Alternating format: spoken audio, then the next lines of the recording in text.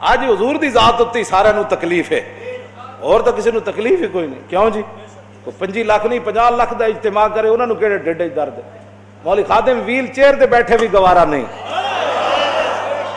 کعب بن مالک جا کے عرض کی تھی حضور اے لباس جڑا تسی جنگی پایا نا، اے زرا تے خوت اے جڑا سارا نظام اے حضور مینوں لا دیو تسی. تو اے لباس انہاں پہچان لیا تے میرا لباس جنگی تسی پا لو. عشق اپنے فیصلے کرنے میں خود بڑا دلیر ہے. نماز عشق و مستی را اذان نے جو تھے کوئی اذان تے نہیں نہ ہوئی کہ بھائی آج حضور دے لباس کون پانا چاہتا. عشق اپنے فیصلے کرنے میں خود بڑا دلیر رہتا ہے، اور پوچھ کے فیصلے نہیں کرتا کہ مجھے کیسے پیار کرنا چاہیے. کعب بن مالک صحابہ وچ اگے ود کے عرض کی تھی حضور اے لباس مینوں دے دو، میرا لباس تسی پا لو. حضور نے ذرا بھی اتار دیتی، ساری چیزیں اتار دیتی. فرمایا لو جی. کعب بن مالک کو لباس پا کے ادھر ٹر پے، حضور ادھر تشریف فرما، وہ ادھر ٹر پے. کافرہ سمجھا کہ حضور تشریف، وہ سارے ادھر ٹر پے. اتنی بڑی خدمت سر انجام دیتی کعب بن مالک نے میدان عہد وچ.